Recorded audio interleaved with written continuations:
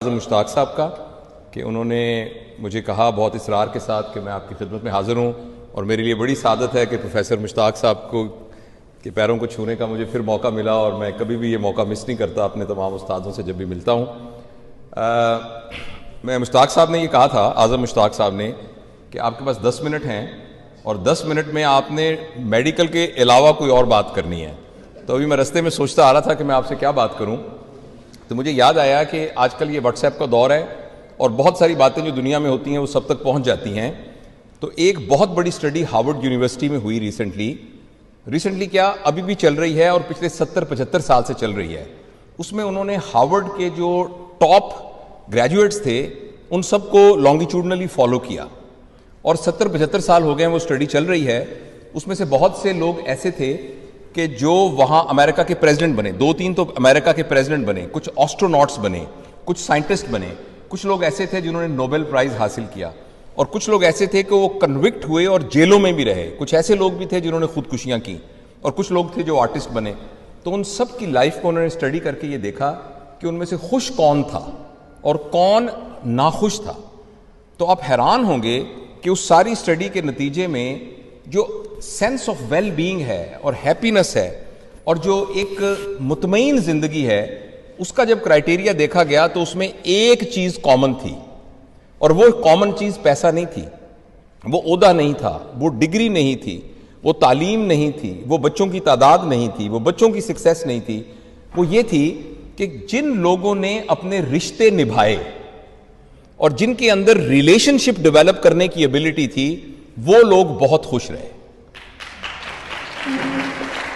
جو رشتوں کو بنا سکے، رشتوں کو نبھا سکے، رشتوں کے سلسلے میں کوئی کانفلکٹ آ جائے تو اس کو برداشت کر سکے، تو وہ لوگ تھے کہ جو کہ زندگی میں اطمینان کے ساتھ زندگی گزاری۔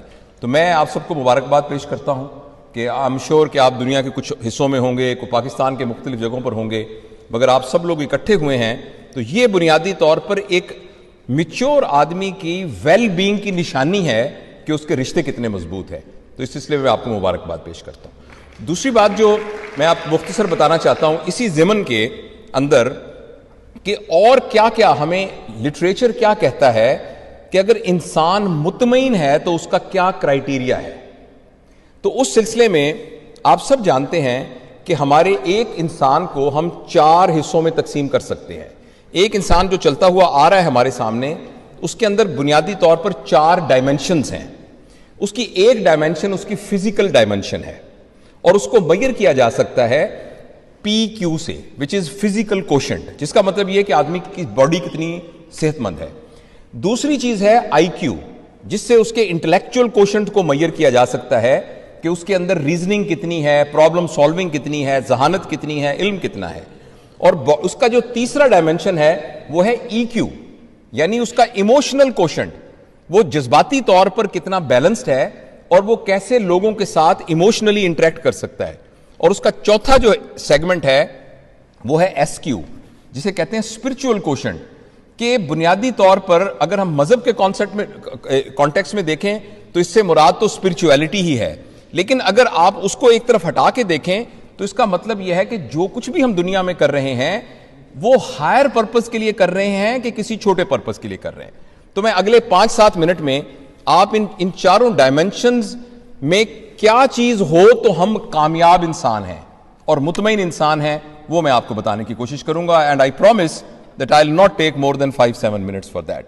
دیکھیے، صحت کو بہتر کرنے کے لیے، کیونکہ یہ بنیادی ہے، اگر آپ کی صحت ٹھیک نہیں ہے تو آپ نماز کو بھی نہیں انجوائے کر سکتے، اگر آپ کی صحت ٹھیک نہیں ہے اپنی پڑھائی کو بھی نہیں کر سکتے، اپنی نیند کو بھی نہیں کر سکتے، اپنے ریلیشنز کو بھی نہیں کر سکتے انجوائے۔ تو PQ کو بہتر کرنے کے لیے بنیادی طور پر لٹریچر یہ کہتا ہے کہ آپ کو 4 چیزیں چاہیے۔ نمبر 1، آپ کیا کھاتے ہیں۔ تو اپنے کھانے کے جیسے پیٹرول گاڑی میں اگر صحیح ڈلے گا تو گاڑی ٹھیک چلے گی، اگر وہ ڈیزل سے چلنے والی گاڑی ہے آپ اس میں پیٹرول ڈال دیں گے تو گاڑی بیٹھ جائے گی۔ اس طرح ہماری باڈی میں کیا خوراک اندر جاتی ہے، اس کو ہمیں اپنے مد نظر رکھنا چاہیے۔ اور میں اس تفصیل میں نہیں جاتا، سارے آپ میڈیکل پروفیشن کے ہیں، ہم اکثر ضرورت سے زیادہ کھاتے ہیں، اکثر وہ چیزیں کھاتے ہیں جو کھانے والی نہیں ہوتی، اور اکثر بے ٹائم پر کھاتے ہیں۔ تو انشاءاللہ اس کو پھر ڈیٹیل میں کروں گا، میں صرف ٹچ یہ کرنا چاہ رہا ہوں کہ اس بات کا خیال رکھنا چاہیے کہ جو چیز ہم اندر کھا رہے ہیں وہ پراپر پیٹرول ہے کہ نہیں۔ नंबर 2 अहम चीज डेली एक्सरसाइज। जैसे जैसे हमारी उम्र ज्यादा होती जाती है वैसे हमारी बॉडी को डेली वर्कआउट की बहुत जरूरत है। तो 24 घंटों में से कम 1 घंटा जरूर निकालना चाहिए जिसमें अपना वर्कआउट करें। तीसरा है साउंड स्लीप। हम काम के चक्करों में बाजुकात प्रॉपर तरीके से सोते ही नहीं है, और सही कम से कम 6 से 8 घंटे तक रोजाना सोना यह बहुत जरूरी है। और चौथी चीज जो पीक्यू के लिए बहुत जरूरी है वो है लेजर टाइम। लेजर टाइम वो है जो आपका इस वक्त लेजर टाइम है, जिसमें कोई काम नहीं है, कोई प्रैक्टिस नहीं है, कोई बिजनेस नहीं है, कोई और जरूरत नहीं है, बगैर वजह के दोस्तों के साथ बैठना, गप्पे मारना, किसी की बैठक में चले जाना, ड्राइंग रूम में चले जाना, लेजर टाइम। तो अगर आप अपनी सेहत को बेहतर रखना चाहते हैं तो ये 4 चीजें पैरामीटर्स हैं। अगर आप इन 4 चीजों पर रहेंगे तो आपका पीक्यू बेहतर होगा, यानी आपका 25% आप कामयाब होंगे। दूसरा है आईक्यू। आईक्यू के लिए यह है कि रोजाना हम सीख रहे हों, कुछ ना कुछ सीख रहे हों। हम कभी भी स्टूडेंट बनना ना छोड़ें, चाहे वो कॉग्निटिव डोमेन हो, चाहे वो स्किल डोमेन हो, चाहे वो एटीट्यूडनल डोमेन हो।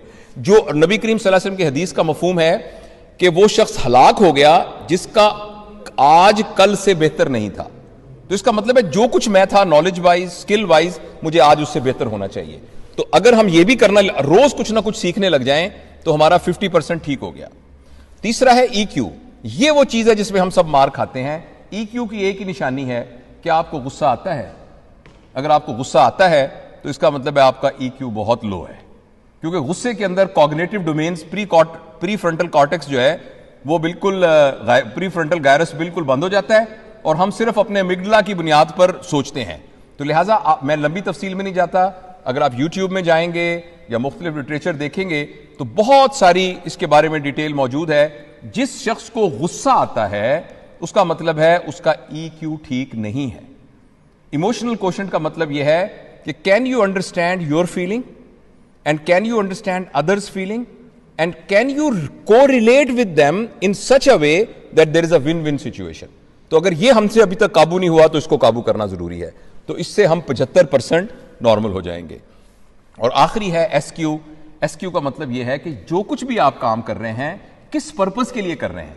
फर्ज करें एक डॉक्टर है, वो सुबह से लेकर शाम तक काम करता है और वो ये कहता है कि मैं मरीजों का बहुत अच्छा इलाज करूंगा ताकि मेरे पास गाड़ी बड़ी हो जाए, ताकि मैं 2 मुरब्बे जमीन खरीद लूं, ताकि मैं एक बहुत बड़ा प्लाजा बना लूं, ताकि मेरी एक फैक्ट्री हो जाए, और लेकिन बड़ी ईमानदारी से काम कर रहा है तो उसमें कोई हरज की बात नहीं।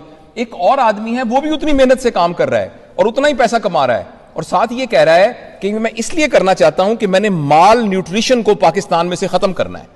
अब दोनों एक ही तरह से काम कर रहे हैं, दोनों एक ही तरह के पैसे कमा रहे हैं, एक ही तरह की आसाइश की जिंदगी में गुजार रहे हैं, मगर ये जो दूसरा आदमी है इसका एसक्यू हाई है बनिस्बत उसके जिसका के पर्पस और था। तो बस सॉरी, टीचर की बुरी आदत होती है कि हर वक्त जिसको देखता है पढ़ाना शुरू कर देता है। तो मैं सिर्फ ये आपसे मुख्तसर अर्ज करना चाहता था कि ये 4 डायमेंशंस ऑफ लाइफ हैं, इनको हमेशा मद्देनजर रखना चाहिए।